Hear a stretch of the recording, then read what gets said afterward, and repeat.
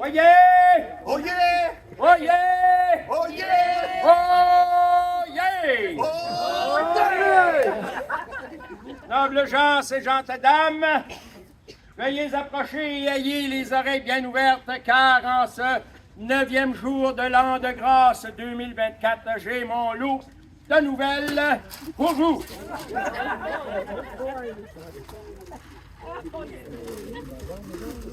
Oui, pédoncule, oui, voilà. D'accord. On va y aller avec le vent. Alors, avant de commencer, le Seigneur vous demanderait de prier pour les personnes qui ont perdu la vie, victimes des guerres qui font rage dans les vieux pays. Nous sommes chanceux de vivre dans notre fière, chère et paisible Nouvelle-France.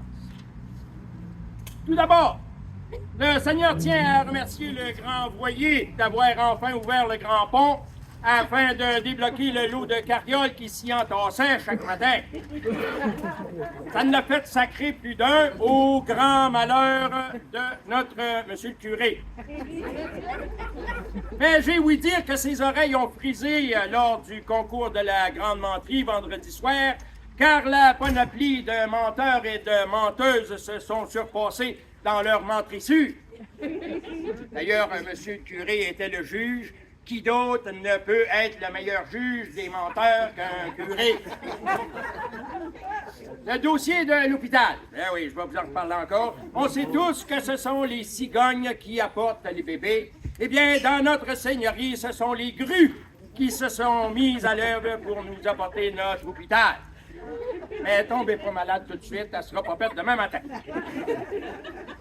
Le Seigneur m'a demandé une criée toute spéciale cette année, afin de remercier et honorer le sollicitaire Bissonnette, directeur du musée régional de Vaudreuil-Soulanges, qui prendra sa retraite en décembre prochain, et ce, après 40 années de loyaux services et de travail acharné, à faire rayonner la culture et surtout le musée, notre manoir seigneurial annuel, dans toute la région et même au-delà. Vive Daniel! Vive Daniel! Et le directeur. Vous savez, être directeur du musée n'est pas une sinécure. Vous croyez peut-être que c'est un long fleuve tranquille. Eh bien, détrompez-vous. Daniel a dû affronter les pires aventures et parfois même au périple de sa vie. OK, vous allez dire, OK, d'ailleurs, majeur pas trop, ça ne doit pas être si difficile que ça, puis que c'est dangereux. Eh bien, sachez qu'il a dû faire face à des embûches de toutes sortes pour tenir la barque à flot. Non seulement il s'est battu contre la grosse machine gouvernementale, afin d'aller chercher les écus nécessaires au bon fonctionnement du musée, mais il a dû faire face à des bêtes féroces, comme un matin où un orignal pas mal perdu et en fuite s'était ramassé sur le terrain du musée. Daniel, n'écoutant que son courage, qui était sorti pour voir ce qui se passait, avait presque été renversé par la bête féroce. Elle s'était ramassée ensuite dans la baie de Vaudreuil. Ben, pas Daniel, mais l'orignal. Parlant de bête féroce, il a dû faire face également à une chauve-souris meurtrière qui était entrée dans le musée là, tout juste avant une animation scolaire. Après une chaude lutte avec l'envahisseur, il avait réussi à capturer la dite bête avec seulement comme arme une boîte et un carton avant de la relâcher dans la nature saine et sauve. Dompteur de chauve-souris. Quel courage! Mais laissons de côté les aventures de Daniel et parlons un peu de ses accomplissements. Impliqué depuis 1981 à titre de directeur général, le sollicitaire Bissonnette est un leader culturel de notre région et sous sa gouverne, le musée régional de Vaudreuil-Soulanges se positionne parmi les institutions les plus respectées de la Nouvelle-France.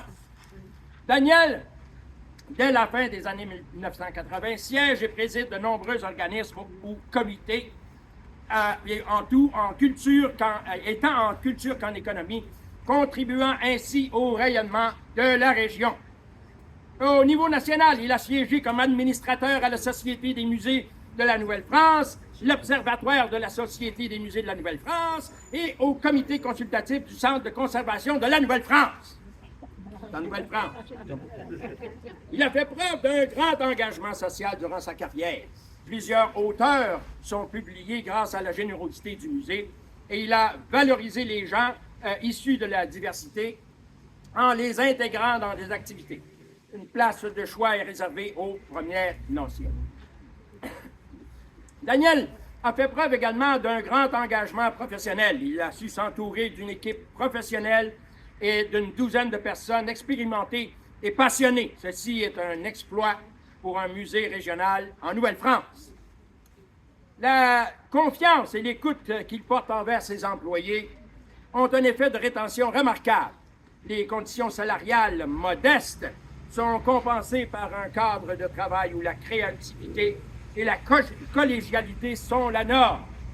Malgré un cadre budgétaire restreint, il a réussi à préserver les bâtiments construits entre 1844 et 1979 grâce à un rigoureux carnet d'entretien préventif. C'est grâce à lui s'il est en cours de route. Classé monument historique en 1961, le musée fait la fierté de tous. À l'aube de sa retraite, en décembre prochain, son empathie et son humanisme seront l'empreinte de son implication dans le paysage culturel de la seigneurie et les seigneuries avoisinantes.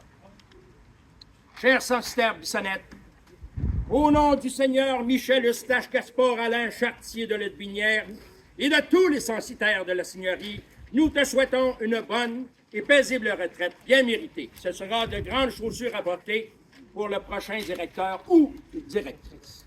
Censitaire Bissonnette, bravo.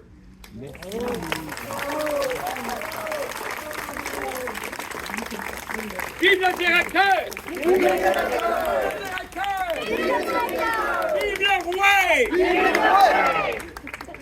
Enfin, c'est bien beau tout ça, là, mais on a aimé à planter une goutte. Hein? Alors, on va se diriger vers le parc Castillère-Blondin pour aller ramasser notre mai. Ensuite, on va pouvoir l'apporter jusqu'au terrain du Seigneur afin de le planter et de lui demander, bien sûr, la permission de le noircir afin d'avoir les meilleures récoltes pour cette année. Il va s'en suivre, bien sûr, plein d'autres activités auxquelles vous êtes tous conviés. En plus, c'est gratis. Hein? C'est rare de ce temps-là. Oyez! Oyez! Oyez!